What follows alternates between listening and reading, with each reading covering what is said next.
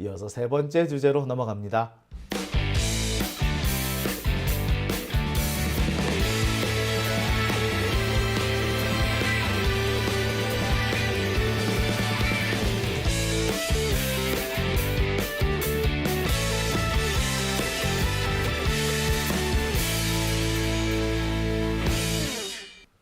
네, 오밤중의 뉴스 함께하고 계신 지금 시각 12시 52분 지나고 있습니다.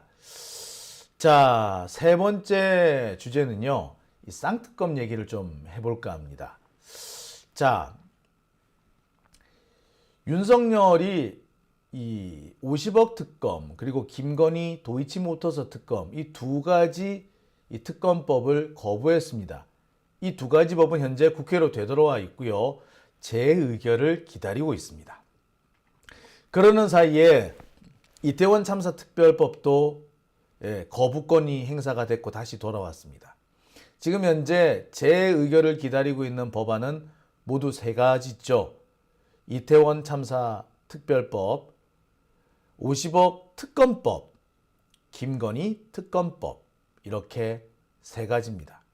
자, 말 그대로 쌍특검법이 지금 들어와 있는데 이 쌍특검에 대해서 재의결을 할 때가 왔다라는 견해들이 나오기 시작합니다. 자, 너무 끌어봤자 결국에 언젠가는 처리해야 될 거라면 가장 적절한 시점에 처리하는 것이 좋지 않겠냐. 그리고 그 적절한 시점은 지금이다 라고 하는 거죠. 자, 정리 한번 해볼게요. 자, 현재 쌍특검법이라고 제가 얘기를 했습니다만, 그래서 50억 특검 또는 김건희 특검 이 두 가지만 얘기하는 것 같습니다만, 사실은 이태원 특별법까지 포함이 되어 있죠. 이 세 개의 법률이 나란히 윤석열의 거부권 행사로 인해 국회로 돌아와 있습니다. 아마 재의결을 한다면 하나 각각 통과될 가능성이 높습니다. 이걸 50억 특검을 먼저 하고 김건희 특검을 그 다음에 하고 이태원 특검을 그 다음에 날짜를 달리해서 하루 배정을 하자, 뭐 그런 얘기도 좀 있고, 뭐 다양한 견해들이 나오고 있는 모양입니다. 어쨌거나 이 세 법은 재의결을 해야 합니다. 문제는 지금 상황에서는 재의결해봤자 부결될 가능성이 크다는 거죠. 따라서 가장 가결될 가능성이 큰 시점, 통과가 가장 유력한 시점을 맞출 수밖에 없습니다. 자, 그 시점은 언제일까요? 50억 특검, 참 지난해 2월 28일 통과가 됐습니다. 그리고 김건희 도이치모터스 특검도 같은 날 통과가 됐죠. 통과 내용은 배진교 수정안입니다. 원래는 기본소득당 안으로 통과가 됐습니다만 여기에 정의당 배진교 의원이 수정안을 제출했습니다. 현재 배진교 의원은요, 정의당 내부에서도 가장 민주당과 가까운 목소리를 내고 있습니다. 어떻게 보자면 정상적인 목소리라고 해도 과언은 아닐 겁니다. 자,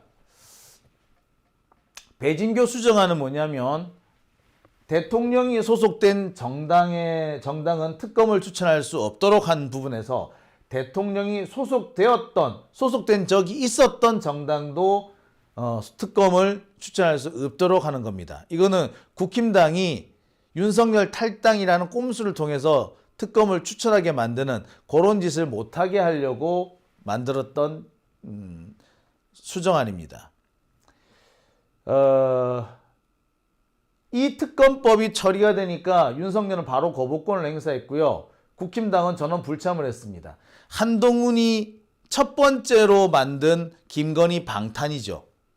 따라서 김건희 특검법은요, 앞으로 진행되는 과정에서 상당히 논란을 일으킬 수밖에 없을 겁니다. 한동훈이 뭐라고 떠버리면 떠벌릴수록 10만 원도 기소하는 새끼가 저 수십억씩 되는 주가 조작을 기소 안 한다는 게 말이 되겠습니까? 자, 이 쌍특검 거부하는 과정에서도 보면은 윤석열은 되게 꼼수를 많이 썼어요. 마치 기다렸다는 등, 아니 하루도 기다리지 못하겠다는 둥, 하루도 내가 들고 있을 수 없다는 둥. 금요일 날 법안이 넘어왔는데 그 다음 주 화요일이 되면 국무회의를, 정기 국무회의를 열어서 처리하면 될 것을 굳이 금요일 오후에 부랴부랴 국무회의를 열어서 거부권을 행사해 버립니다. 원래 거부권 행사는요, 국무회의에서 의결을 하게 되어 있습니다. 그러니까 국무회의를 거쳐야만이 통과를 시킬 수가 있는데, 자, 국무회의가 화요일 날 열릴 건데 굳이 며칠 땡겨가지고 며칠 뒤에 열릴 건데 굳이 며칠 땡겨서 오자마자 바로 거부권 행사해 버립니다. 뭐 하는 짓인지 모르겠어요. 그 정도로 지 마누라한테 꼼짝 못 한다는 건가? 자, 그리고 이태원 특별법을 거부합니다. 이러면서 특검법이 모두 3가지가 거부가 됐죠. 지금까지 거부된 법안은 모두 9개입니다. 역대 최대입니다. 간호법, 양곡법, 뭐 기타 등등 어마어마하게 많았습니다. 자, 문제는 이게 시간이 지나면서 사람들 머릿속에서 조금씩 잊혀져 가고 있다는 겁니다. 더 이상 잊혀서는 안 되는 거고요. 그 잊혀지지 말아야 되기 때문에 사람들이 이 특검법 거부됐었다는 걸 잊어버리지 않도록 해야 하기 때문에, 그래서 지금까지 민주당에서는 이 법의 처리를 뒤로 미뤄왔던 겁니다. 그리고 통과되는 시점, 통과 가능성이 가장 높은 시점을 찾다 보니까 시간적으로 지금은 아니다 라고 판단이 됐던 거죠. 자, 그렇다면 언제 이 통과시키는 것이 가장 좋을까? 자, 2월 29일에 이 쌍특검법 재의결을 하는 게 좋다라는 그런 의견이 있었죠. 그래서 실제로 2월 29일 날 본회의가 열리게 되는데 이날 맞춰가지고 쌍특검법을 처리하자라는 그런 의견이 좀 있었던 것 같습니다. 공식적으로 거론된 건 아니지만 그런 제안은 있었던 걸로 보여요. 자, 이때 29일이라고 날짜를 정한 이유는 이때쯤이 되면은 공천이 어느 정도 마무리될 거기 때문에 그렇습니다. 특히 앞서서 제가 말씀드렸듯이 검사들의 공천, 검사들의 독점, 이런 것들이 많이 티가 날 거기 때문에 그 뒤로 미뤄야지 공천에서 탈락한 현역 의원들이 어떻게든 반대표를 던지게 만들 수 있다. 검사들한테 밀려서 공천에 탈락한 사람들, 그런 사람들, 이런 사람들이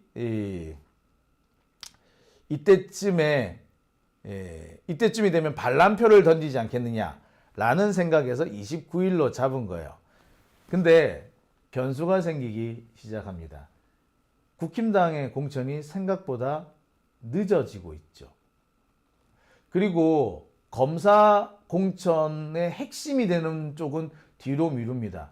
검사 공천의 핵심이 어디입니까? 사실은 영남이에요. 부산, 경남, 대구, 경북, 울산 이쪽입니다. 여기는 국힘당 국회의원들이 되게 많아요. 서울과 수도권은 국힘당 국회의원들이 별로 없기 때문에 사실 여기는 검사들이 공천된다고 해도 반발이 크지 않을 수 있습니다. 하지만 이쪽 시골 동네로 내려가면 얘기는 달라지죠. 충청권만 해도 얘기가 또 달라집니다. 자, 따라서 부산, 경남, 대구, 경북 등 영남권 공천이 마무리돼야지 이른바 반란표가 나올 수 있는데, 윤석열도 한동훈도 뻔히 알고 있지. 그 공천은 최대한 뒤로 미뤄야 한다는 거. 그래서 그 공천을 뒤로 미루고 있는 겁니다. 원래로 하자면은요, 이 논란거리가 있을 만한 공천은 앞쪽에 갖다 붙여요. 앞쪽에 갖다 붙어야지 나중에 본 게임 들어갔을 때 악영향을 줄일 수 있거든. 그런데 사태가 지금 그게 아닌 거죠. 자, 국힘당 같은 경우, 윤석열과 한동훈 같은 경우는 논란이 될 만한 공천을 뒤로 미루는 겁니다. 그래야지 반란표를 막을 수 있다라고 생각하는 거죠. 자, 그래서 29일에 공천이 안 끝날 수가 있다는 거죠. 그러면 그 뒤로 미뤄야 되나? 자, 그러면 여기서 한번 살펴봅시다. 가장 적절할 때는 언제입니까? 가장 적절할 때 쌍특검법 그리고 이태원 특별법 이 법을 재의결하는 가장 좋은 때가 언제입니까? 원칙은요, 통과 가능성이 가장 높을 때죠. 그리고 통과에 실패하더라도 윤석열한테 정치적 타격을 가장 많이 끼칠 수 있는 날이어야겠죠. 정치적 타격을 끼칠 수 있는 가장 좋은 시점은 총선에 가까우면 가까울수록 좋습니다. 제 생각으로는 총선 보름 전 정도가 제일 좋을 거라고 생각하고 총선의 선거 운동기간, 공식 운동기간이 제가 알기로는 20일 정도로 알고 있는데 그 시점, 시작 시점으로 하는 게 어떻게 보면 가장 좋아 보입니다. 따라서 4월 10일이 선거 날이니까 3월 한 17, 18 이때가 제일 좋을 거라는 생각도 들어요. 자, 하지만 그때까지 끌어서 과연 효과를 가장 적절히 볼 것이냐? 그건 사실 모르죠. 무엇보다도 가장 좋은 거는 뭐 반란표가 가장 많이 나올 때거든요. 반란표가 가장 많이 나올 때는 그럼 언제이죠? 지금 그래서 나오는 얘기가 3월 초순 정도, 그러니까 2월 29일을 넘겨서 3월 10일 전후가 가장 좋지 않겠는가라는 얘기도 합니다. 근데 일부에서는 아니다. 지금 윤석열하고 한동훈 그리고 이 적폐 언론들이 진행하고 있는 언론 플레이가 심상치 않다. 이들의 기세를 지금 꺾어야 되는데 이 기세를 꺾지 못하면은 나중에는 쌍특검법이 아니라 쌍쌍특검법이 돼도 그 기세를 꺾지 못한다. 그러니 약간 오히려 시기를 앞당길 필요가 있다. 그래서 2월 25일 정도나 2월 20이때쯤 하는 게 나을 수도 있다라는 얘기도 있어요. 여러분 볼 때는 어떻게 생각이 되십니까? 참 이거는 쉽게 할 수 있는 문제가 아니죠. 더군다나 이 시점이 되면은 민주당 쪽에서의 이탈표도 걱정을 안 할 수가 없죠. 참 그런 걸 생각해보면 쉽지가 않습니다. 참 한편으로는 지금은 이 쌍특검법 재의결을 논할 게 아니라 이것이 부결될 거를 감안해서 새로운 법을 진행을 시키는 게 맞다. 그러기 위해서는 조정훈을 빨리 내쫓아야 되고 조정훈을 내쫓기 위해서는 김진표의 목을 잡아채야 한다. 이런 얘기도 나오고 있습니다. 저는 사실 이 부분이 좀 제일 타당하다는 생각이 들어요. 얼마 전에 이성윤 검사장이 김건희 종합특검이란 얘기를 했습니다. 도이치모터스 특검은 물론이고 양평 특검, 그 다음에 이 디올백 특검까지 몰아서 해야 된다. 사실 양평과 관련해 가지고는요, 지금 양평 고속도로와 관련해서는 이미 국정조사권이 발동이 돼 있는데 이 국정조사권을 김진표가 지금 발동을 안 하고 있어요. 김진표 진짜 나쁜 놈입니다. 참 매번 이제 욕하기도 너무 힘들어요. 김진표 때문에 지금 안 되고 있는 일이 어디 한두 가지가 아닙니다. 참 김진표는 이번에 선거 출마 안 해요. 그러니까 배째라 이거죠. 이번에 이런 식으로 해서 김건희를 쉴드 쳐주고 뭐 나중에 한 자리 얻으려고 하는 건 아닌지, 누구 말 맞다나 한덕수 후임으로 김진표가 지금 거론되고 있다. 뭐 이런 얘기가 슬슬 돌던데 그런 게 아닐지 솔직히 걱정돼요. 그래서 김건희 관련된 여러 가지 국정조사를 지금 뭉개고 있다라는 얘기도 있어요.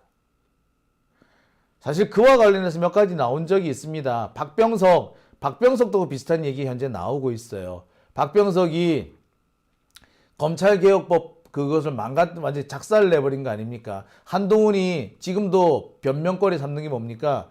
등이 들어가서 상관없다 라고 주장을 하잖아요. 그 등을 넣은 게 누굽니까? 그 등을 넣은 게 그게 박병석이잖아. 검찰을 살아날 수 있게끔 만들어준 최고의 공로자가 박병석입니다. 들리는 바에 따르면 국회의원 임기가 끝나면 박병석하고 김진표가 앞뒤 순서를 다퉈가며 윤석열의 국무총리가 될 거라는 그런 주장까지 나옵니다.